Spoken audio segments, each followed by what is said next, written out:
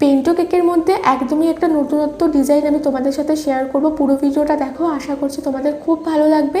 আর আমি এরকম ডিজাইন না প্রথমবারই করছি।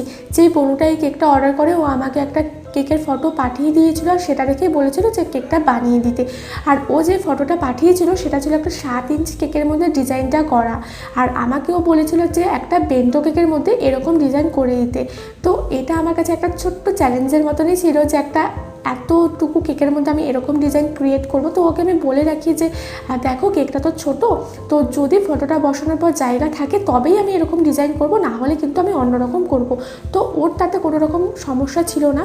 তো তারপরে ফটোটা বসানোর পর আমি দেখি যে না, জায়গা হয়ে যাবে, তারপরে আমি সেম ওরকম টাইপের ডিজাইন করি।